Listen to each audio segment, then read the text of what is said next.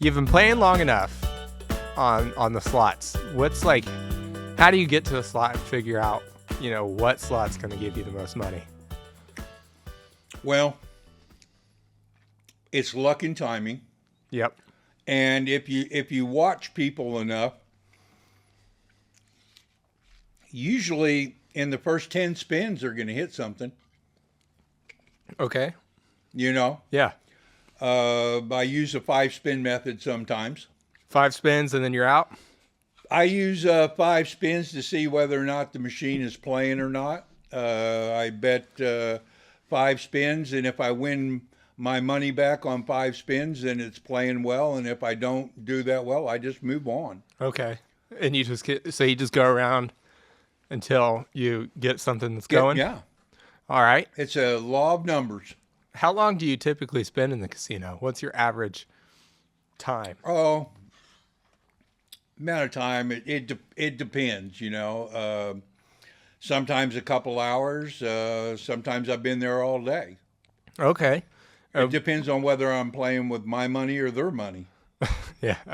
Yeah. If I'm playing with their money, I'm going to stick around, Yeah. If I'm playing with my money, I'll probably be in the truck leaving. Yeah. So, when did you start chronic gambling? Chronic gambling. Define chronic gambling. Like you're just stuck at the casino. You mean if you get married to a machine? Yeah. I used to do that early on when I gambled. Okay. And, then you have to have some epiphanies, knowing things like it's all on a singular spin. Yeah. And sometimes machines are in a down cycle and they're not paying out. Again, it goes back to if you haven't really won anything in 10 or 15 spins, why stay? Yeah.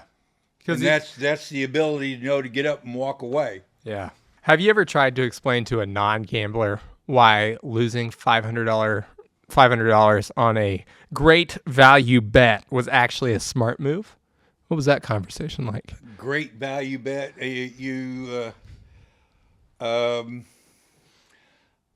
guess maybe you'd be playing cards when you'd make a Are you a card decision guy? bet like that. I Yeah. guess the numbers or the odds would be with you. Okay. Yeah. Splitting cards on blackjack and Classic. Split the eights. or staying on 14 or 15 when the dealer has, a 3 or 4. Yep. Yeah.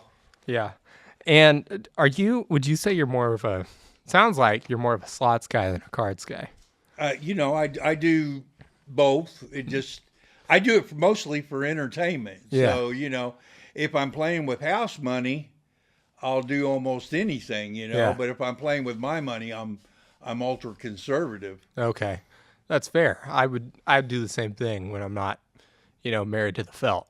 When I was playing a lot more, I would always be at the blackjack table, 2-deck, doing that. I got as good as you can be at blackjack. I got Yeah, 2-deck decent. blackjack shoe is, hard to find nowadays. Now they must be playing with 5 or 6 decks, and then they have automatic shufflers, and there's all kinds of things that change the odds. The Osage doesn't have the automatic shufflers, and they are one of the only places that has the $10 2-deck blackjack that I've found here. Still looking for 1-deck, although No, probably never going to find it. no, probably never. That's will. long gone, which is so sad. But I do love a good game of 2-deck blackjack. So you weren't always a gambler, by trade. You started off as a carney, right? Mm-hmm, yeah. All right. Tell me about being a carney. Being a carney, it's a hard way to make a living. Okay. It's something that's phasing out like payphones to some degree. I guess there's still some carnivals active around. Like the fair? Yeah, at the fair. You see the bigger shows, not as much small as they used to be. It's 7 days a week job. Yeah. You know, it's tough. It's a tough way to make a living. How did you get into being a carney? Was it just like the only job that you could find at the time, or was that were you just Actually, like it's a kind of a long story, but I was hitchhiking down the road and they were set up on the side of the road and I walked in and needed some money to eat and they gave me a job and I just ended up staying with that show for years. how long? When did you start doing that? Oh gosh, in the early 70s, Okay, how old were you then? maybe 17, 18, Okay, how old are you now? 67. 6, 7. It just keeps coming back. The stupid How me. old do I look? Well, I don't know. I'd probably peg you around 70. Oh God. Okay. That's only 3 years away, though. Well, I know, but still, that just seems old. It's 70. 70's the new 30. 70's the new 30. Okay, I'll buy that. Because with inflation, it's a lot harder to. Yeah, with inflation.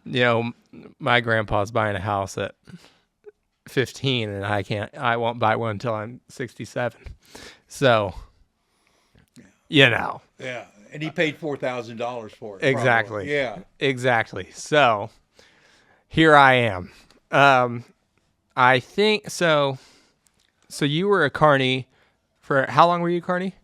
Gosh, off and on for until I was about 24, I think. 24. So you were about almost 10 years as a About carney. that.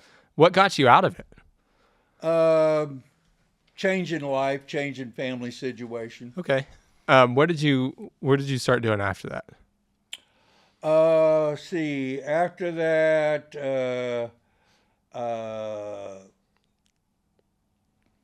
I was a ship welder, and then I was a security guard, Okay. and then I did, mall security and undercover security in malls. I could and, see you being a mall cop. Yeah, it I was kinda- a mall cop. That was fun.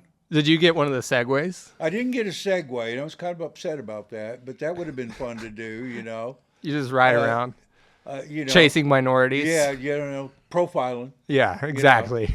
But looking for shoplifters Yeah. and that kind of thing. And then after that, I became an EMT and paramedic, and Yeah. that was in South Carolina, Okay. where I became a paramedic in Beaufort, South Carolina. So where are you from? My mother, but that's another story. Okay. I'll skip that story. Okay. Because I feel like I have a similar one. Uh-huh. Where was I born? Yeah. I was born in Norfolk, Virginia. Okay. And wow, you've been all over the place. So you were in South Carolina Uh-huh. as an EMT. How'd you get to South Carolina? I drove a car. What led you there? Road map, but it's another story. Actually, I had gotten married to a woman that became a Navy nurse, and she was stationed at Beaufort Naval Hospital, which is right by Parris Island. I don't know if you're familiar with Parris Island. I'm not. The movies. What was it? The Vietnam movies, and all that. Most of those guys drilled in Parris Island. Okay. Yeah. So back in the Vietnam War, you're over. No, it was after. Oh, it was after? After the war, yeah. Okay. But the movies there, I'm trying to think of the name of the movie. It's real famous. Was shot there. Forrest Gump? Huh? Forrest Gump? No, not Forrest Gump. Gosh, I'll think of it here in a minute. I haven't seen your moment, but that is famous there. Also, the movie. Full Metal Jacket? Yeah, Full Metal Jacket. He's got That it. was filmed there, and then the one with the movie about the guy that taught the kids on the island. That was on Defusky Island, which is right over there. Okay. It's real pretty. And then I think they've got a new movie out of that area filmed. It's real historic. Okay. Lots of Spanish moss and that Awesome. kind of thing. Yeah. Cool. So you're over in South Carolina being a paramedic. How did you get into being a paramedic? Well, first I started off as an EMT and got to work for Beaufort County EMS, and Okay. then they offered to send me to paramedic school. Awesome. So they paid to send me to school, and it was interesting. And 24 hours on, and school the next day, and the next day after that was clinicals all day. So you did that for about a year. Crazy. Yeah. How long were you a paramedic? I was a paramedic from 86 until about 94, I think. Crazy. Hmm. Did you retire in 94? Did you? No, no, no. I started a different career. Okay. What was that? I went to work for AT&T. Were you like, what were you doing for AT&T? I was a network supervisor. What does that mean? I was in charge of a crew that did installation and repair to the network. Okay. For like, Installs into homes yeah, and repair the for cables. phone lines and stuff. Yeah. Awesome. That's cool. Have you always taken an interest in that, or is that just a job? Yeah, I took interest in it. It was, it's good work. Kept me Yeah. outside. I like that. Yeah. Is that how you got the overalls? Yeah. Yeah. Yeah. It's typically the outdoorsmen that are wearing the overalls. Yeah. I like working outside. Yeah. I do too. I worked on a ranch for about a year, and I mean, by the looks of me, I'm not much of a ranch hand. Yeah. Um, It is, an acquired taste to work outside, I guess. yeah, I learned a lot of discipline working on the ranch, but I just enjoyed working outside and, mowing the areas and checking on the deer and stuff. It was fun. What is some crazy stuff you've seen as a paramedic? Crazy stuff I've seen. Gosh. Let's see. Try to keep it within realm here. You can go wherever you want. I've seen a bunch of different things. Some things still to this day I dream about. Still bother me. Yeah. Some things good. When I was in South Carolina, my partner and I, we ran a call out to one of the plantations, and Are there still plantations? there's still plantations out there, and there's still a large group of people that they take the last name of the plantation and have lived there all their life. Oh, crazy. Yeah. Okay. Anyway, But I ended up delivering a baby, and at the plantation? It was not. It was more stillborn than anything else, and the patient just reeked alcohol, and it was very traumatic. And brought the mother and the baby back to the emergency room, and it was a new emergency room doctor, and she questioned me on whether or not why I didn't resuscitate the baby that I delivered. Yeah. Oh, that's crazy. crazy. That's nuts. That's So nuts. what year was that? Would that have been in That would have been in the late 80s, yeah. Jeez. And then, I've been seeing a lot of weird shootings. Like what? Had a guy that tried to commit suicide and didn't do it fully, and resuscitated him in his room and brought him into the emergency room alive. And You only get one shot. you only get one shot at it. And my partner said, gee, don't you think he's going to be upset when he wakes up tomorrow and finds out that you brought him back to life? Oh. It's guys like that would call HR and complain about me, Of course. Yeah. Yeah. You met your wife in Met HR. my wife through that. Yeah, she was working at IMSA when I worked at IMSA. Oh, wow. So was she responding to like a funny joke that you had told, and it was so funny that HR wanted to hear it? No, I don't know how we ended up, actually connecting, but Yeah. we did. That's awesome. How long have you guys been together? 30 years. Congratulations. Well, thank you. I've got 30 years with the same woman. good for you. Pretty proud of it, Yeah, you should be. It's very rare these days. Yeah. You just hear of all kinds of infidelity and whatnot. It's kind of Wouldn't know about it. good on you. It's a shame. So what else? Let's just keep going through paramedic stuff for a second here. What else is some stuff that's gone on in that world? Well, when I was doing my clinicals, I did my clinicals at the Medical University of South Carolina, MUSC. They would load you up with all kinds of pagers once they figured out what you were. Okay. You were a student, and a scut worker. They give you all the crap jobs. Yeah. See, it would have been 1985 because I became a paramedic in 86. It was the first time I had saw an AIDS patient and took care of an AIDS patient. And I know at the time the doctors were very perplexed about the man. Was it Freddie Mercury? Huh? Was it Freddie Mercury? It was not Freddie Mercury. Oh, that's a shame. But they had him set up in a big isolation booth, and you had to wear a moon suit.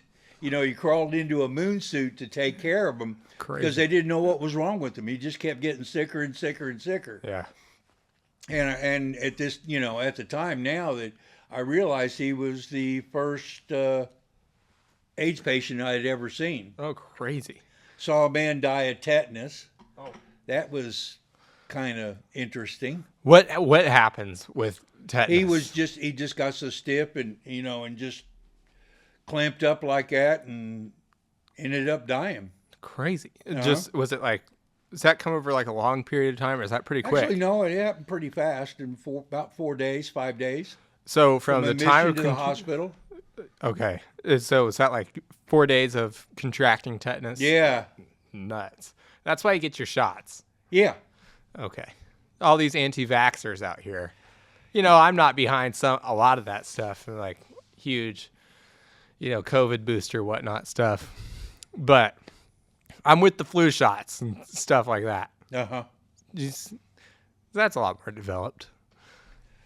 So that, and I remember my partner and I one time ran a call, and we drove up to the street, and there was a lot of policemen there, and there was a man laying in the middle of the street, and we thought that was our patient. And when we got up to him, they explained to us, no, that guy was dead, that our patient was in the house. And when we got into the house, and there was maybe 8 policemen inside the house, we went upstairs, and this was over in the Utica Square area. When we got upstairs to the house, we found a woman in a bathtub, and she had stabbed herself with a knife in the middle of the chest. Oh, my goodness. And every time she took a breath, the knife would go up and down. What the heck? Oh, yeah. Isn't that interesting? That's crazy. And I know that her biggest concern was that she have makeup on before we took her outside. Yeah. Don't worry about the knife in your chest. Yeah. You just... So like I say, some things, can stick with you for a long time. And yeah. That's nuts. Oh, yeah.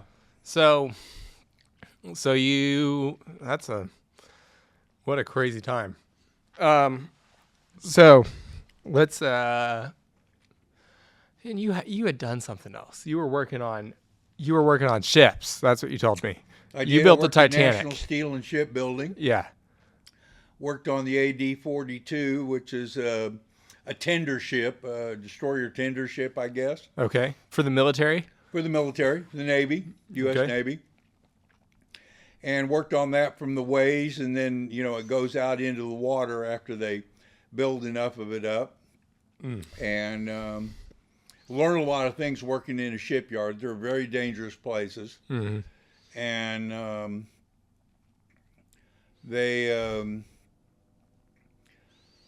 I was in the union, the steelworkers union at the time, and I was up on a top deck, and I was doing overhead welding. I guess I must have been welding up bathrooms or something because the frames were stainless, and we were welding them to the steel deck. And the company foreman came up to me and made a comment. He said, you can weld in one hand and smoke in the other. And I looked at him and I said, Sport, I only work at 2 speeds, and if you don't like this one, I know for damn sure you ain't going to like the other one. Next day I was down in the bottom of the ship. Smoking a weld. Scut duty, you know. Yeah. That's crazy. Shouldn't open my big mouth. Yeah. You spoke too soon. I did. Yeah. But that was good, you know. Working in a shipyard, those places are huge. Yeah. How long did you work there? A couple of years. Just a couple? This is obviously before becoming a paramedic or Actually, no, it was kind of in between while I was working in the carnival. Oh, really? Yeah, because sometimes for a while there, I was doing that and working in the shipyard. The money was good at the time. Yeah. You know, I think it would have been like 76. I was making almost $9 an hour. Yeah. That's awesome. I mean, $8, $9 an hour. San Diego, it is, yeah. So so now we're in California. So you've gone from Virginia to California to South Carolina. Don't forget Texas. Yes, Texas. Yeah. So you've been from Virginia, California. I worked in the petrochemical plants in Texas, in Freeport, Texas, which is south of Houston, about 80 miles or so. What did you do there? Did shut down work. Really? Mm-hmm. What is anything crazy happened there? Well, you're working, you know, in a Dow chemical plant. Yeah. The whole place is crazy. Yeah. Everybody's just out of their head. Oh, well, I mean, it's dangerous. Yeah. It was the time that was a big petrochemical boom, and you know, there was hundreds of people coming down to that part of Texas to work. Yeah.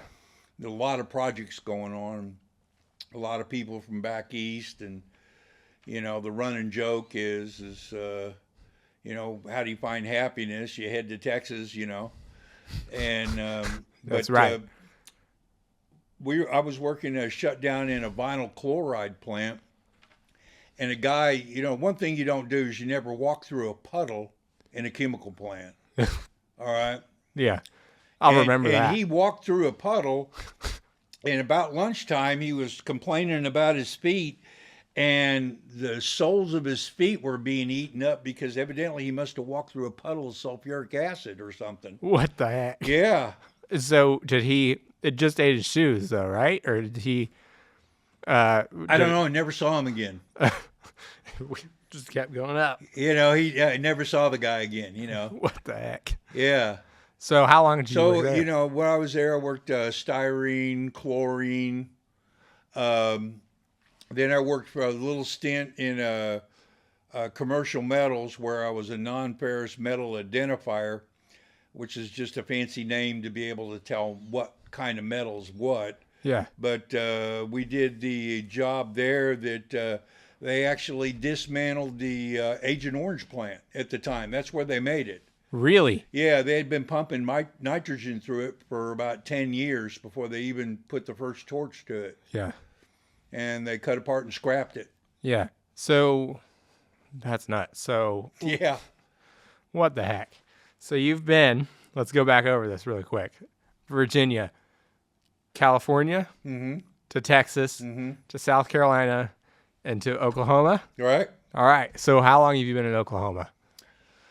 My dad moved here in 1964. What the heck? He retired from the military, from the Navy, and my mother wanted us to move someplace where they couldn't pull a battleship in. So she chose the center of the country. Yep, everybody thinks that, you know, World War III is coming here, and I'm like, guys, we're safe. What do they want with Oklahoma? Well, actually, it's not true. At the time, it wasn't really a safe place, but... It wasn't? Well, no, because McDonnell Douglas was here. Okay, what was he doing? I'm not too big. You know, the contractor, McDonnell Douglas. I don't know anything about that. Oh. Talk about it. Do you know where the bus plant is? No. Over by the airport? Oh, yeah. Okay, that one side used to all be McDonnell Douglas. Okay, and what was... They built parts for the military, space shuttle, all kinds of weird stuff in there. Okay, so it was kind of like a... Yeah. I see. So then so did you move to Oklahoma as a kid? Mm-hmm. So you went from Virginia to Oklahoma and then to California, right? Well, actually there to Texas and then on to California. Okay, so you went from Texas to California. What took you out to California? Just work? Nothing. Just a whim. Just got to get... Just Be said, part of the like, hippie gee, movement? I wonder what it's like going west. Yeah, everybody wonders that. Yeah. And so, were you part of like the hippie movement or anything No, like I that? don't think so. Oh, good. Not like the LSD. No. That's before my time. It's kind of, but I mean, California has kind of, kept that thing going for a while now. Mm-hmm. What's like been the biggest, oh, when you were a kid, what did you want to be when you grew up? I don't know. I wanted to be a tiger. A what? A tiger. And evidently, with all the furries, that's a lot more possible now. Yeah, I guess. That's possible. Yeah. I don't know. You don't know? Just hip hopping around? Yeah, whatever. Yeah. That's not a bad life to live at all. I mean, you seem to enjoy your life and have enjoyed it. I think it's hard for a young person to decide to make a decision about their entire life on, so early in their life. It's the worst question. Huh? It's the worst question. Nobody knows. Nobody knows. No. There's no way to determine exactly what you're going to be doing, come time when you grow up. I still haven't hit that point Just yet. find something you enjoy, and if you enjoy to do it, then it's not so much work. Yeah. What would be your best advice to a young generation? My best advice to a young generation? Yeah.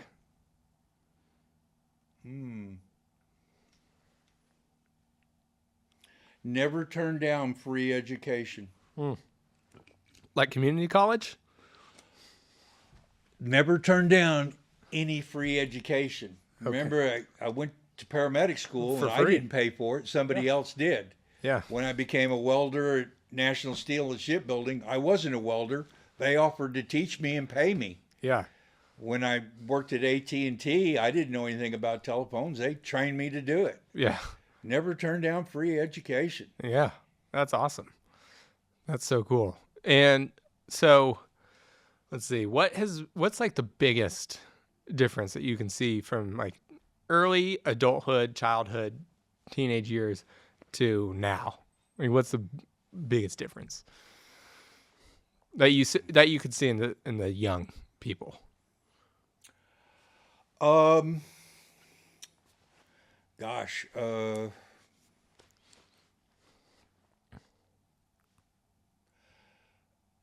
it's hard to say because of the differences of what was available at the time. Yeah. We didn't have computers, Phones. Yeah. phones. We did not have social media. Yeah. It evidently plays a big part in young people's lives. Why, I don't know. It's addicting. There's so many different things, and it appears to be more stressful now than when I went to school. Some people would allocate that to social media, maybe via comparison. And Could be. I mean, I wasn't alive back then, but I think comparison has, gone through the roof between people.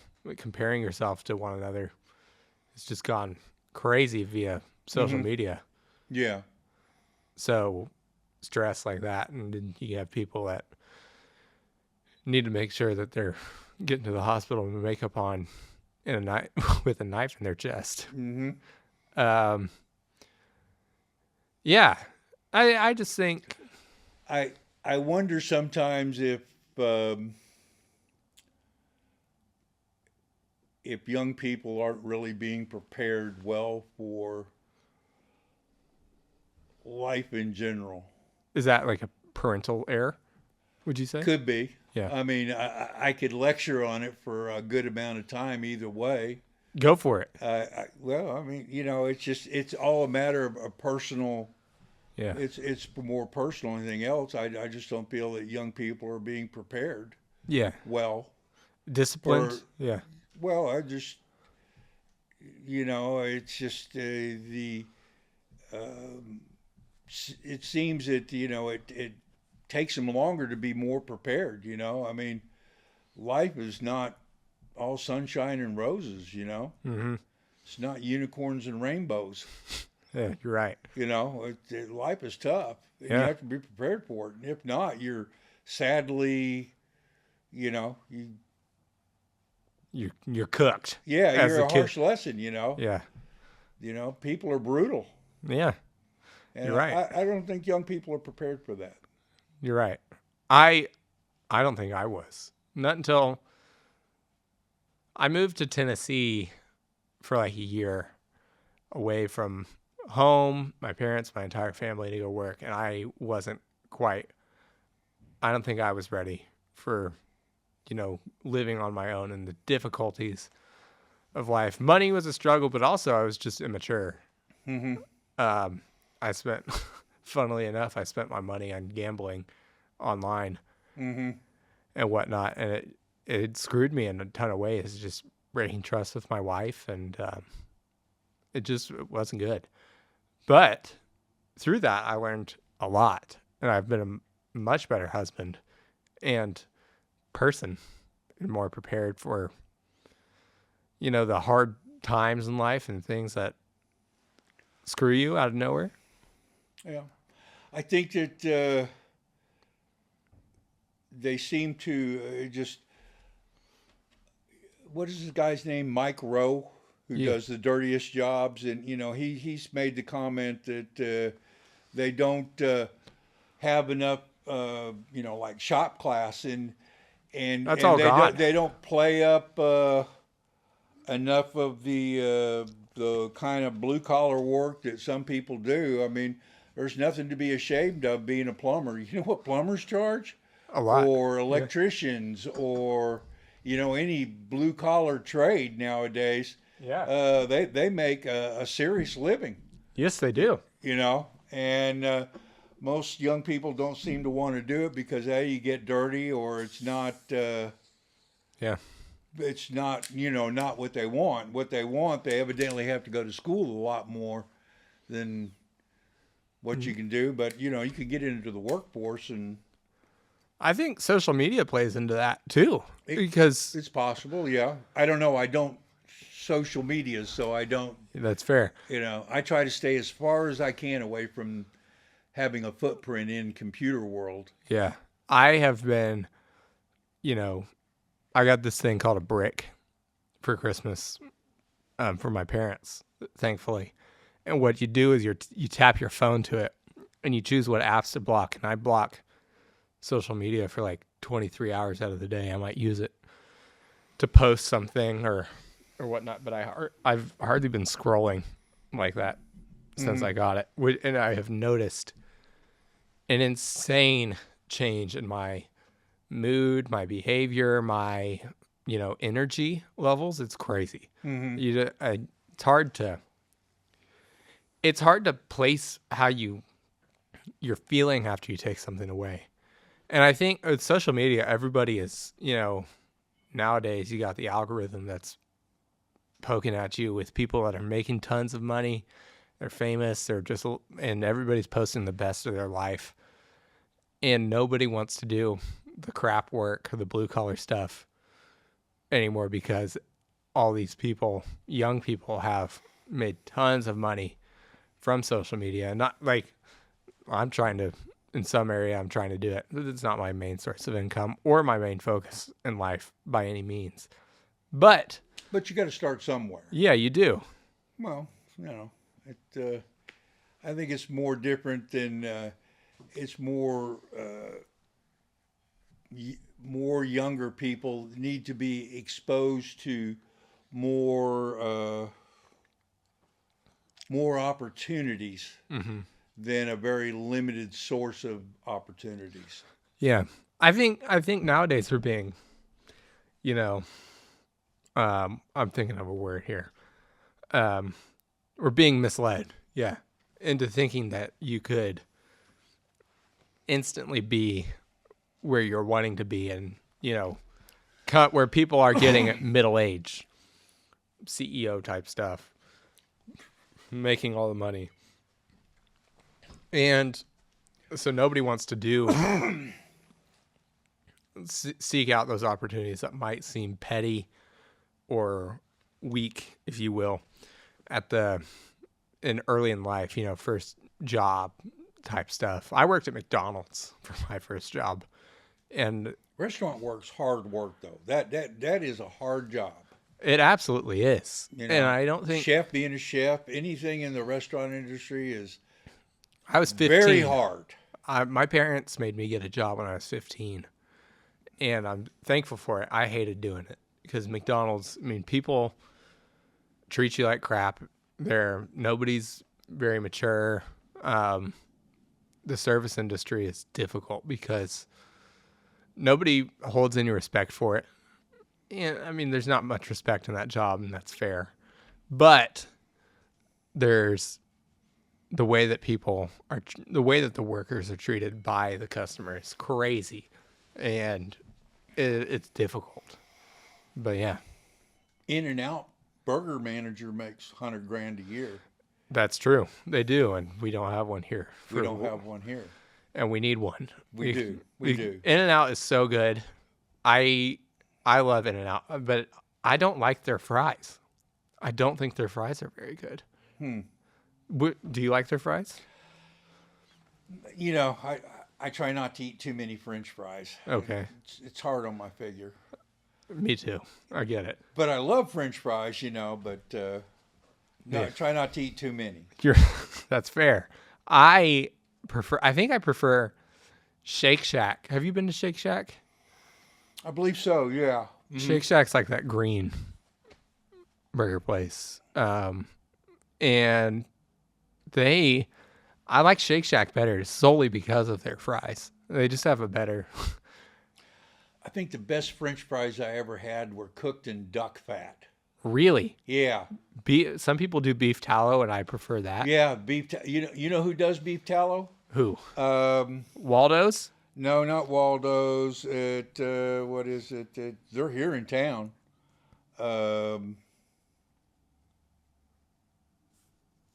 They got one in Broken Arrow. Do you know what it would be? Main Street Tavern? No. It's not. No, it is. It's a fast food chain, right? Yeah, they smash their burgers and it's Steak and Shake.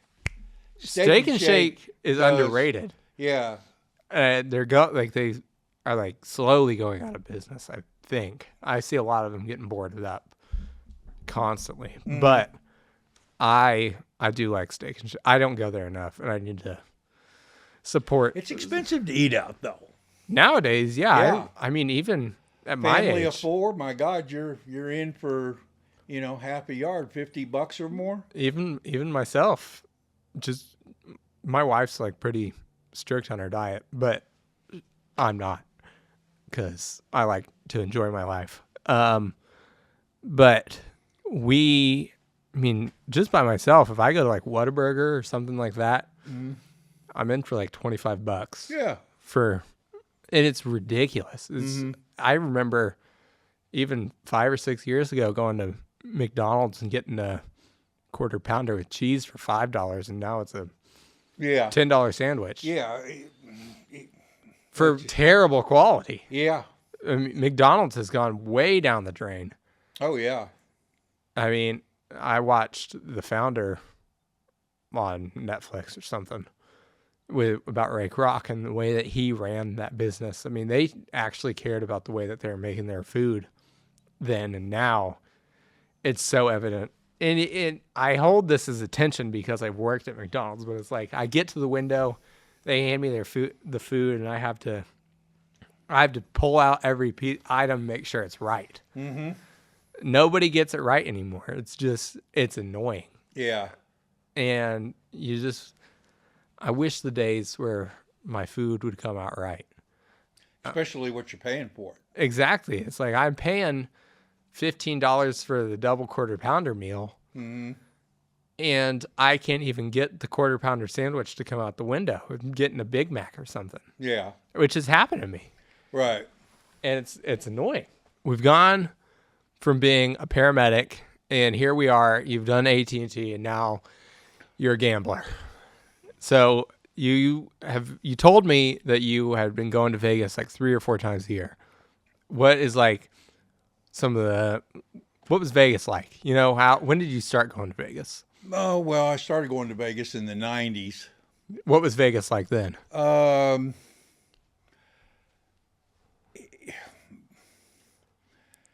Vegas is always evolving, Yeah. and I'm not so much a strip person as I am more of a downtown person. I prefer the downtown better, just because you can stay at one casino but visit all the others. Yeah. The distance between casinos on the strip is Yeah. immense. Uh, but I think that they were a little bit uh, more customer oriented Back then. back then than they are now. Uh, Granted, there's a lot of cool things to do in Vegas, but the cost is just outweighs what's going on. You can go to so many other different casinos and still get the same vibe, and some casinos treat you better. Mm. You know, What do you mean by that? Like, how do they treat you I better? mean, their comps are better, their player points are better. Just the overall how they treat their patrons is better now outside of Vegas than it is Vegas itself. I used to get stuff from them all the time. They'd comp me a couple, 2 or 3 nights, and Really? yeah, and That's and you awesome. didn't have to have that much play to do that. Just use your player's card, and Yeah. don't feel too put out to go ask for something. Yeah. That's crazy. You know. I because nowadays it's kind of like I feel this kind of like hesitance to go talk to, the employees of places and ask them for certain things. Well, go ask your host to find out who your host is if you have one. Okay. It just depends on how many player points you have. Really? Have you ever been to the Ellis Island Casino? Ellis Island, is that the one with the Statue of Liberty out in front, or? It might be. Oh, wait a second. Ellis Island. I think that's the one that's downtown, kind of sideways from the plaza. It's Best Western, I think, is the hotel attached to it. Yeah, I think it's downtown. It's a little tiny. It's a Yeah. tiny little casino. I love that place. I've been to Vegas once, and I did all the big ones like the Bellagio, that kind of stuff. And I went to the Ellis Island, and my luck was high there, and I got along really well with the staff. The pit bosses were very friendly, talked to me. They caught me like Yeah, Binion's used to be like that. they give me like Back free in the play, day. Yeah, free they table give you play. free play, give you food. I have free food for life at that casino. all my they just liked me. I got to talk to Tim with 2 M's, and he really liked me. And all my friends that go back, they remember me.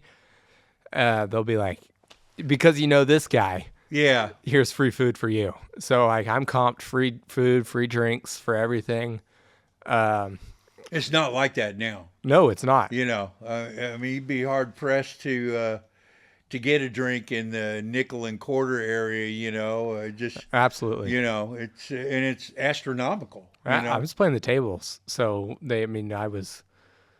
I was doing high. I think I got off like $10 to 600 for something on blackjack, and they just got talking with the pit bosses, and we just hit it off. So I hope I can go see them again because they were really nice. But what's like the craziest thing you've seen in Vegas? How many times have you been? Like, I mean, if you went for like 3-4 times a year, you've probably been a lot. Mm-hmm. I don't know if it's crazy. I've seen people, win humongous amounts of money. Yeah.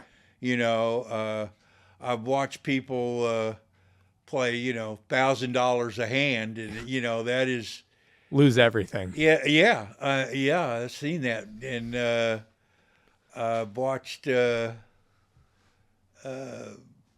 people that just, they're just not in their element when they're there.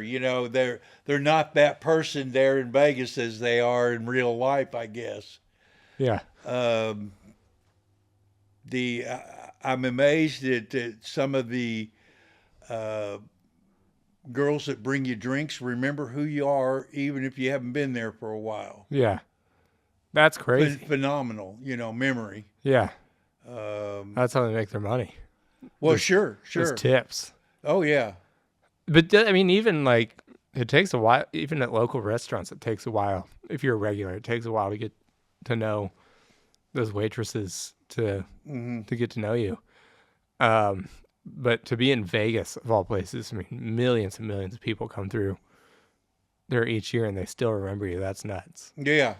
Yeah, millions of people and they still remember you. That's mind blowing. Millions of faces to see. Yeah. What are some comps that they don't want you to know about? Like, I don't know. I've never played at that level, but Yeah. I've heard that some of the comps that they give, tickets to concerts, skybox seats to the Super Bowl, and really? I mean, I've never got anything like Skybox that. to the Best I've Super done Bowl. is get food and drink and free rooms, and which you go to Vegas, you go there to gamble. You don't go to stay in a room. You're still giving them money. Yeah. Yeah. You just need a place to sleep after you lose. Right, that money. exactly. Yeah. That's crazy. You've already paid for the room at that point. Uh-huh. I know that when they first covered downtown and they did all that, down at one end, down towards El Cortez, which is, down on, I don't know which direction it is, Yeah. but they used to have a movie theater there. And in the middle of the day, my wife and I sometimes would go buy a seat to the movie theater, and we'd walk in, there wouldn't be anybody there. Mhm. It Because they're all was like gambling. a private showing for a movie, That's awesome. Yeah. That's so cool. What's your craziest story from Vegas? Like, what's the, biggest loss or biggest win? I don't know, biggest loss, biggest win. I try to be very disciplined there because it's so easy It's to easy. get. They're everywhere. Yeah. Yeah. They're even in the airport. Yeah. I think the coolest thing that I remember doing, and they haven't done this in a while, is we used to go to Circus, and they had dollar coins in the slots, and the machines would pay out $1,000. Oh, really? And I remember one night we walked in there, and I think we got $100 in coins, and out of that $100, I think we walked out with about $7,000. Really? You drop 3 coins in, hit a button. That's back when they had change squirrels and stuff. That was. Yeah. Now they do like those paper tickets. Yeah, Tito's, ticket in, ticket out. Yeah. Yeah, That's crazy. they got rid of all those change girls for that. Yeah. But yeah, that was it. That was interesting, and I know that the one jackpot I got off playing nickels, and it was a quarter bet. I think that the max bet was a quarter, and it was a 5-line machine, and I jackpotted it. I think it was like $6,000, and the slot manager came down and while I was getting paid, and he told me that they'd put these machines in about a year ago, and they'd never hit. Really? Yeah, I was first person to hit it. Really? Uh-huh. So, On a 25-cent bet, yeah. won $6,000. That's all. I mean, that's a lot for a 25-cent bet. Oh yeah. Oh yeah. Even how long ago was that? It was probably. Oh gosh, it was 20 years ago. Yeah. So for $6,000 back then, that's a good amount. Mm-hmm. Michael, it's been a pleasure having you come on the show. I don't want to keep you up past your bedtime or anything like that. Oh, I appreciate that. Yeah. You need your rest. Yeah. So I just appreciate you coming on. It's been a great time talking to you and spending some time with you. So I appreciate it. I'll see you next week with an ex-criminal and a male nurse. All righty. Good talking to you. Good talking to you.